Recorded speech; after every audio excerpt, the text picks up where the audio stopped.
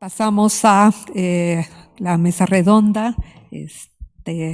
Doctor, ¿algún comentario o alguna pregunta? No, sí, gracias por haberme permitido estar aquí en esta mañana. Realmente es muy interesante lo que he escuchado y aprendido, doctora María del Carmen, en relación al papel que debe tener las academias, en este caso la Academia Nacional de Medicina y la de Pediatría, para amortiguar o para dar a conocer pues todos los aspectos de la adversidad infantil, ¿verdad? Porque los estudios que presenta pues son obviamente científicos y creo que debemos nosotros de trabajar en eso.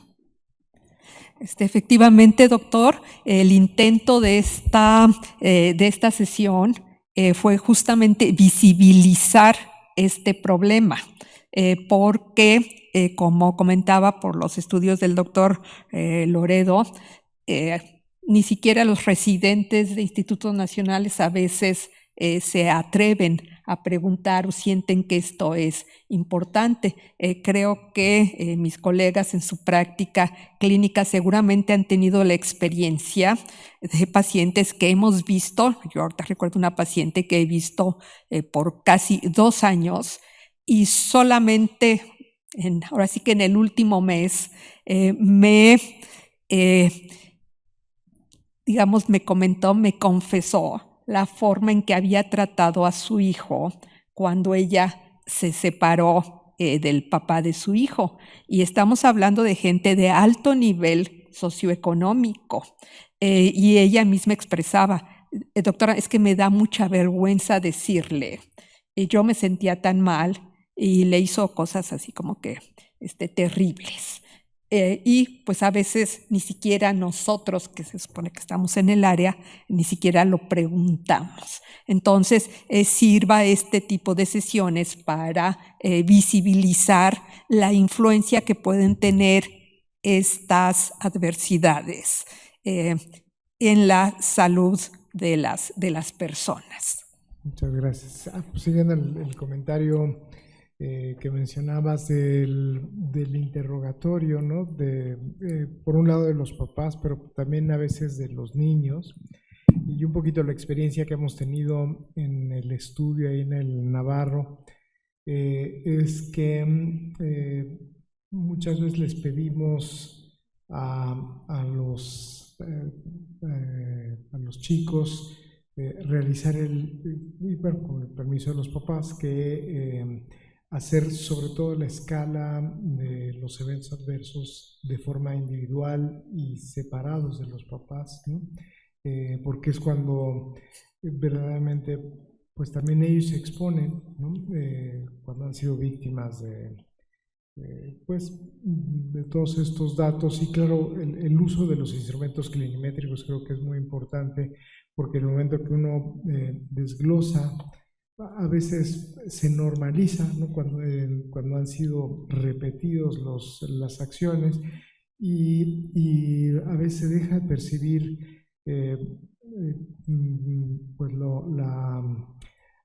la violencia de estas acciones, lo grave. Y claro, cuando ya lo ven en una pregunta, pues que se hace énfasis si han tenido esta situación, esta otra, como que en ese momento hacen conciencia y dicen, pues sí, efectivamente pasó esto y esto me ha pasado, y he tenido esto, y ya lo expresan, y es posible recabar esa información. Y bueno, además de las asociaciones que hemos encontrado con la severidad de psicopatología, el mal funcionamiento cognitivo, etcétera, pues el otro sorprendente es la gran frecuencia que encontramos en controles, ¿no? O sea, en los chicos que no habían, que no tenían psicopatología, que realmente pues lo estaban usando como grupo comparativo, y que pues una de las cosas que encontramos con elevada frecuencia, bueno, nos sorprendió,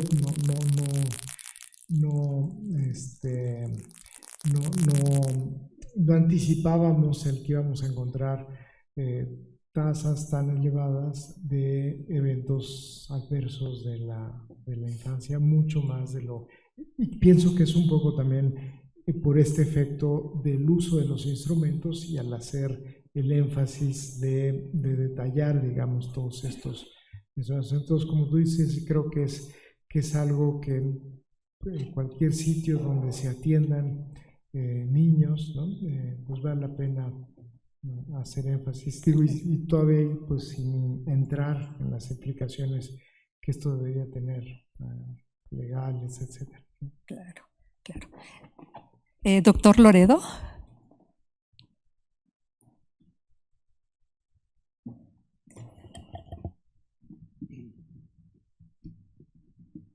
Me gustaría hacer un comentario sobre los determinantes, los eventos adversos sobre la infancia. Yo creo que nos espantamos cuando vemos un niño que tiene depresión, adicciones o intento suicida, que son las situaciones que en la adolescencia van a tener aquellos chicos menores de 5 años que han sufrido más de 4 de los determinantes que estamos señalando. Entonces, yo creo que debemos de trabajar antes en el área pediátrica y en no solamente los pediatras, sino los médicos familiares que atienden niños para detectar estos eventos adversos en la infancia. Porque cuando ya vamos a atenderlos, pues es demasiado tarde. Nosotros hicimos una evaluación de qué tanto sabían de esto los residentes del Instituto Nacional de Pediatría, y era 0.01, creo, por ahí así. Los pediatras de la Academia Americana de Pediatría conocían esta situación en el 4 y tantos %. Nada, muy bajo. Entonces, si nosotros no hacemos una estrategia preventiva en nuestros profesionales para detectar tempranamente estas situaciones, pues estamos perdiendo el tiempo, yo creo, o no estamos llegando a tiempo para atender a los pacientes. En función de lo que presentó el doctor Juan Manuel Sauceda, muy interesante, el síndrome de Munchausen por poder, en donde nosotros tuvimos un caso de una niña que la abuela le ponía insulina y entonces llegaba con hipoglicemia al hospital frecuentemente.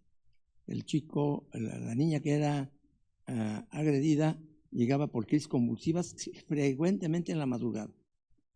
Se hacía el estudio y se determinaba que era hipoglicemia.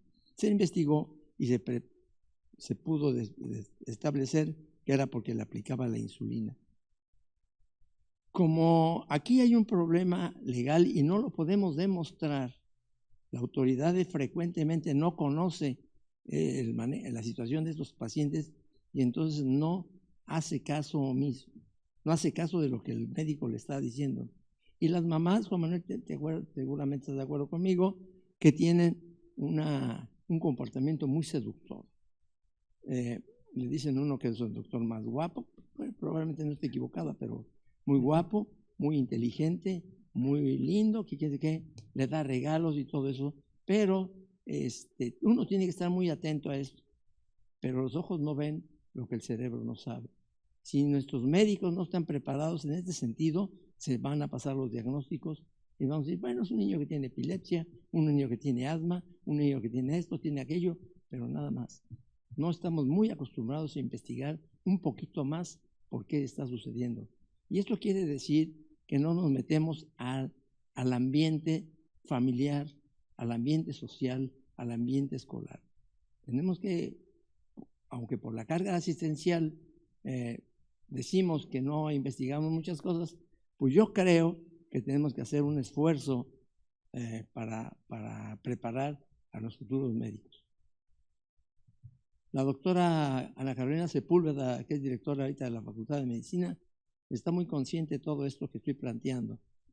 Y tenemos que preparar a los jóvenes no solamente en lo de la inteligencia artificial y en las enfermedades inmunorreumatológicas muy complicadas.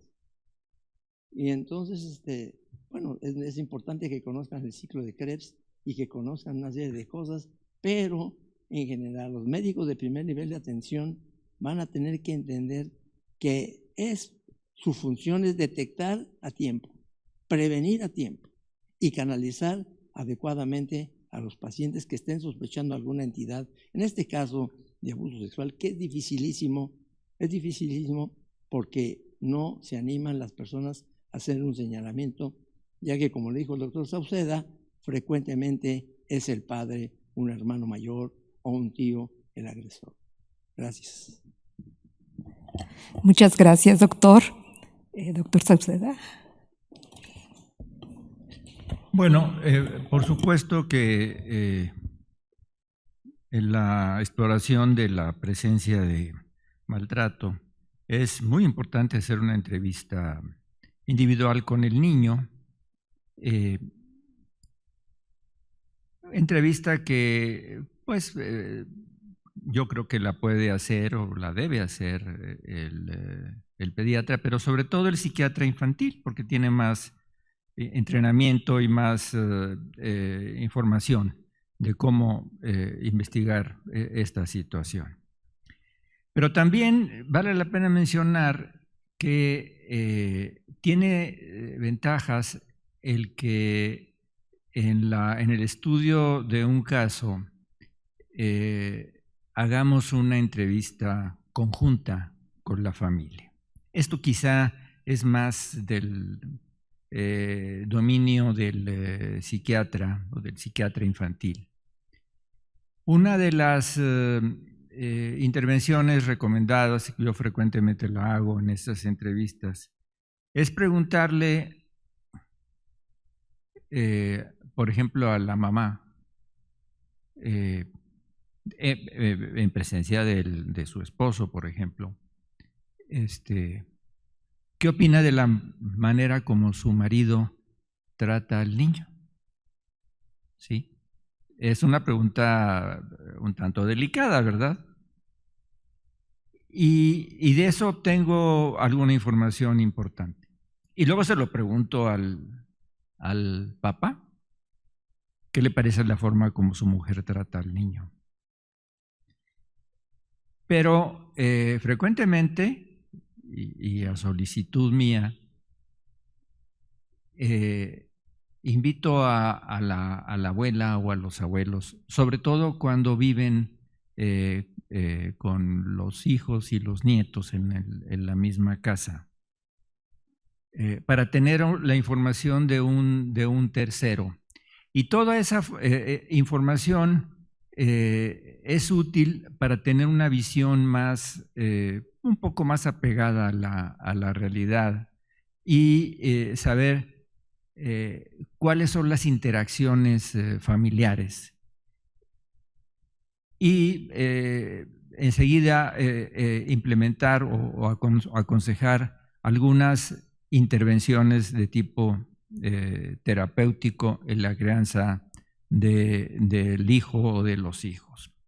Por supuesto que esto tiene más posibilidades de éxito cuando hay una buena disposición de los padres en términos de querer ayudar al hijo, que me lo llevan por sus síntomas psiquiátricos, ¿no? Pero en los casos de abusos ya más severos, por supuesto que no se hacen tanto estas intervenciones y ahí la posibilidad de ayudar psicoterapéuticamente es menor y a veces no queda otro recurso más que separar al niño de su familia y someterlo a la protección del Estado o quizá de otros familiares, porque en primer término tenemos que considerar la seguridad del niño.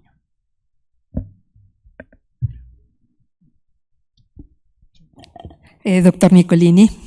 Sí, aquí nada más un comentario haciendo alusión a un caso pues que tuvo cierta prensa hace algunos años de una mamá que fue condenada a prisión en Australia porque tuvo cuatro niños con casos de muerte de cuna. Y entonces pensó que era pues un caso de Munchausen, ¿no? Por poder y que algo estaba haciendo ella para inducir las muertes. Y 20 años después después de 20 años de estar condenada en prisión, en un estudio retrospectivo se encontraron las mutaciones del estudio genético de las causas de la muerte de cuna. Se pudieron hacer retrospectivamente la detección y se vio que pues eran portadores de esta mutación, ¿no? Y fue absuelta esta mamá. Entonces, bueno, creo que también en este sentido hay que pues tener en cuenta esto, ¿no? También ha pasado en muchos de los casos con las pruebas de ADN en situaciones de condenatorias de violación, de que se han detenido erróneamente a agentes, digo, y no por mala intención de las víctimas, pero que sean por el efecto shock que se ha tenido en la situación del abuso, y a quien se ha señalado como el culpable, y que las pruebas de ADN han demostrado que no son, un poquito la estadística, creo que es cerca del 60%, pues se han revertido este tipo de acusaciones. Entonces, si bien sabemos que es un problema muy prevalente, esto también en el otro caso, pues también tenemos que hacer un análisis cognitivo detallado de los chicos, ¿no? Para, pues ya en el otro lado forense, digo que no es mi especialidad ni mucho menos, pero sí tener cuidado en estos dos sentidos, ¿no? Claro, y esto está relacionado con lo que mencionabas, doctor Sauceda, de que a veces no es posible realmente como que tipificar al perpetrador, y pues entonces esto genera la situación de mucho cuidado. Bueno, vamos a pasar a... pregunta.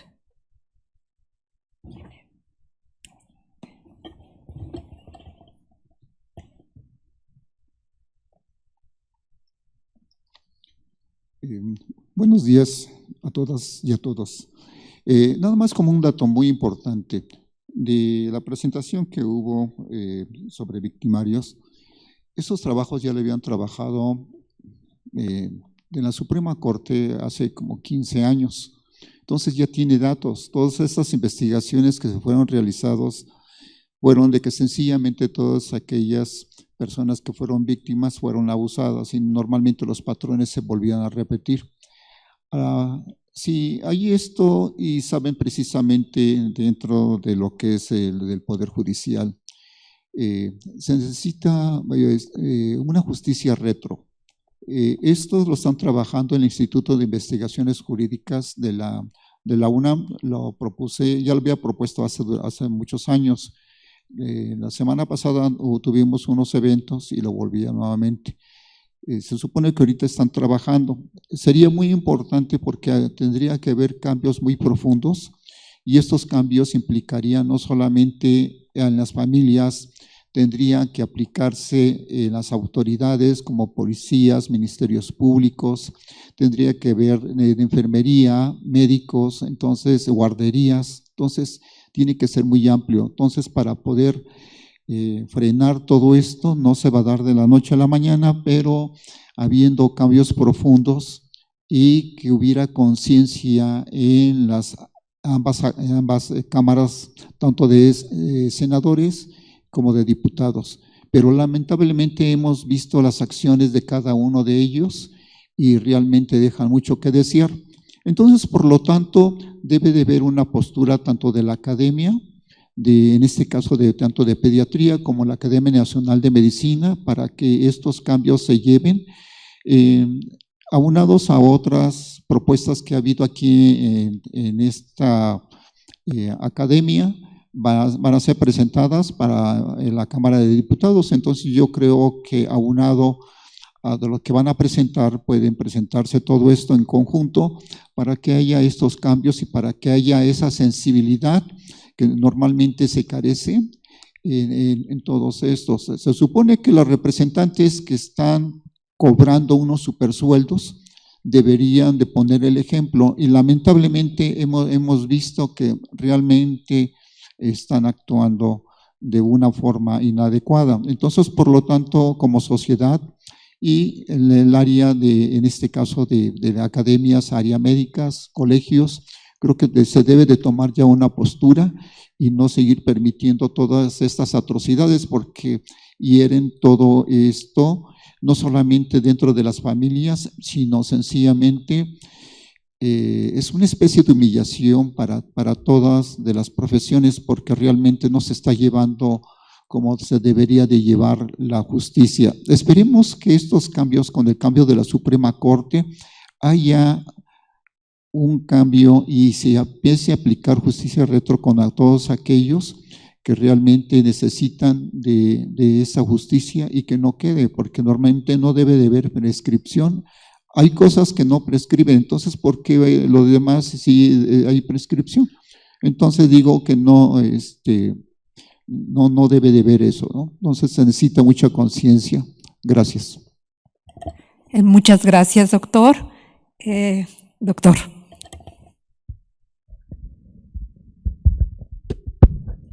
Sí, gracias. Realmente ahorita, si usted tiene tiempo, vamos a tratar un poco más específicamente lo del maltrato infantil. Y su servidor va a hablar algo sobre la posibilidad de un ombudsman de niños, niñas y adolescentes, algunas posturas que hemos tenido. Seguramente lo que digan el doctor Loredo también y el doctor Janowski va a enriquecer y esperamos que nos acompañe. Gracias, doctor.